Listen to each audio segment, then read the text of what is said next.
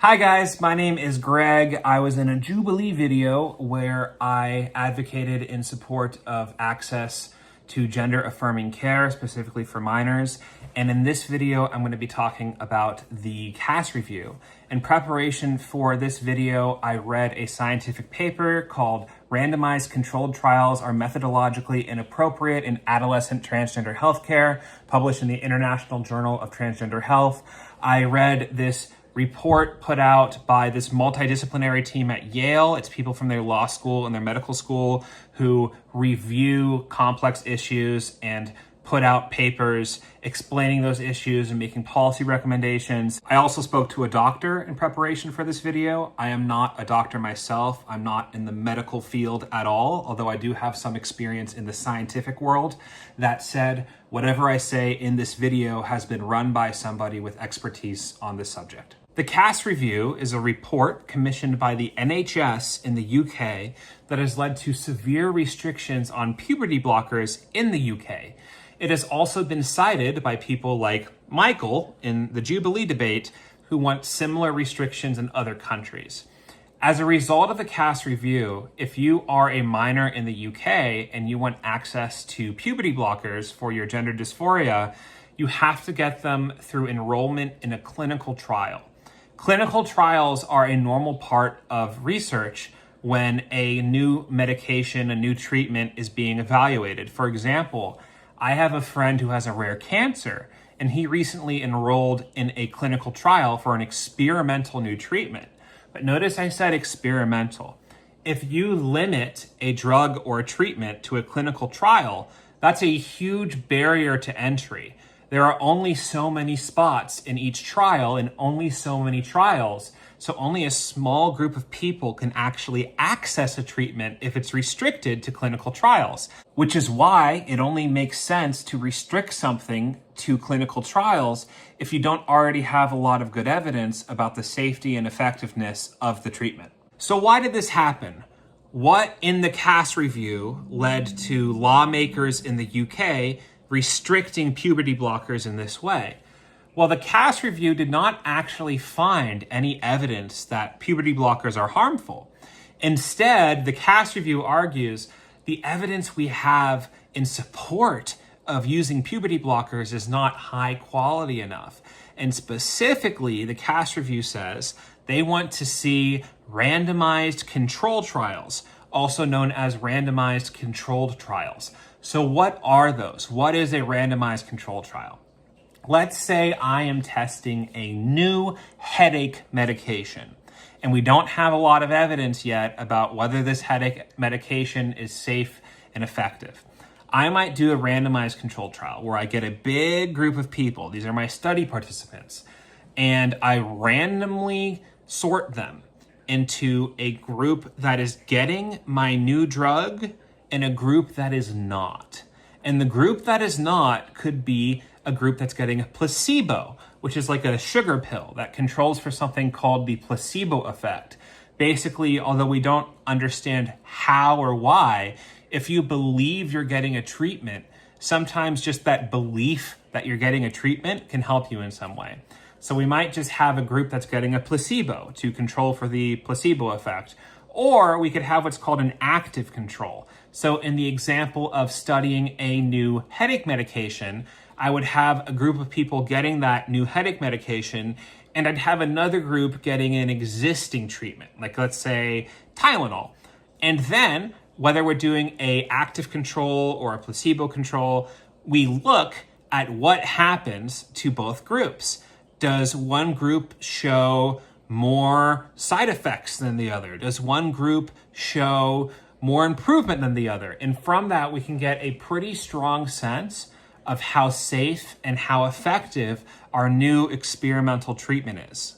If we were to do a randomized control trial for puberty blockers in youth with gender dysphoria, we would give one group in our study the puberty blockers, and we would give the other group something else. One group has their puberty blocked by their puberty blockers that they're taking, and the other group does not. The other group either takes a placebo or some sort of active control that is presumably not puberty blockers and thus experiences puberty.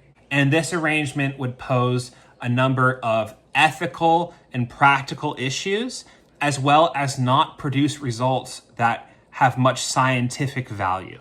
First, the ethical issues. Puberty blockers are known to have minimal side effects that can be monitored for. If a patient is taken off of puberty blockers, puberty resumes and often speeds up to catch the patient up to where they would have been in their puberty had they never taken the blockers. So we don't have much in the risk bucket. Now let's look at the benefit bucket.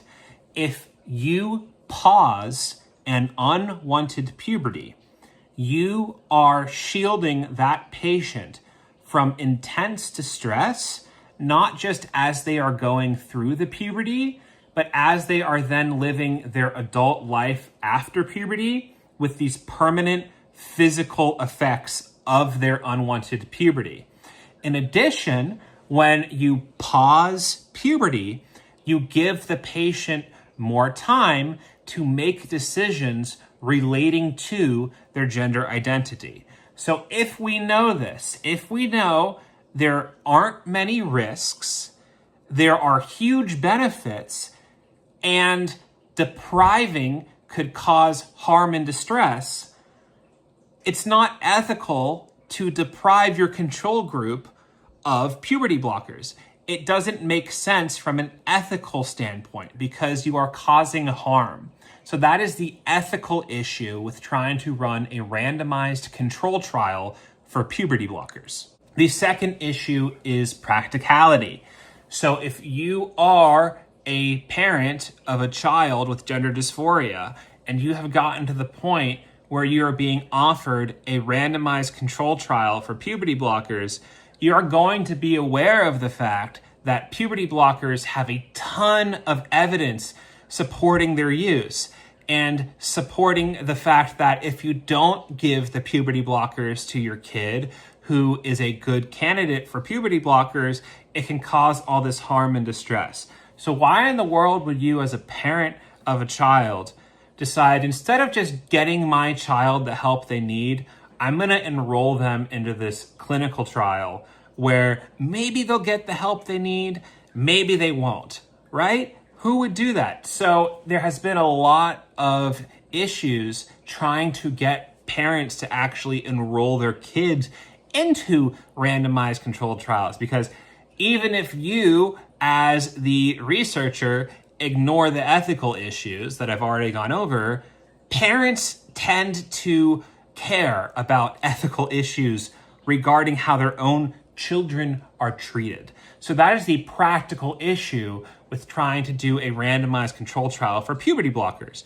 Who in their right mind would enroll their kid in that instead of just getting their kid the treatment? Finally, the issue of scientific value. Randomized controlled trials are useful when there is uncertainty surrounding the benefits or unintended harms of a treatment. We already have decades of evidence supporting the use of puberty blockers as safe and effective because puberty blockers are used for something called precocious puberty. Additionally, we have other types of high quality data that we already can access and can generate more of. For example, long-term cohort studies that don't require a control group.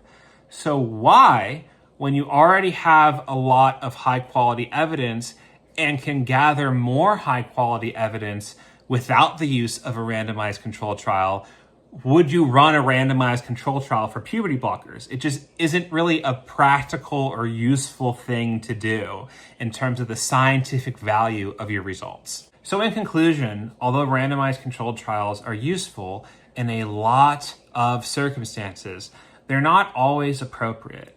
When you have a treatment that is already known to be safe and effective, withholding treatment could cause harm, and there will be practical issues getting people to even enroll in your randomized control trial.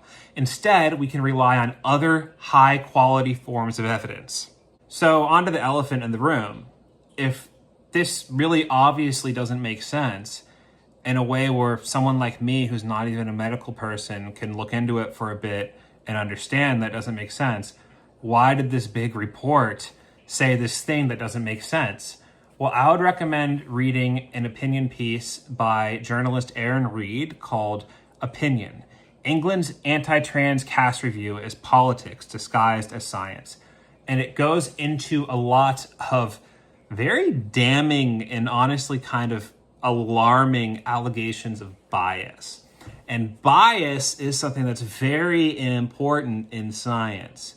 If you want to understand whether cigarettes are good for you or bad for you, you don't look at the study conducted by the cigarette company, right? Additionally, if you wanted to understand whether puberty blockers are good or bad, you wouldn't necessarily look to somebody who has followed blatantly anti-trans social media accounts, for example, to run your big government-funded cast review.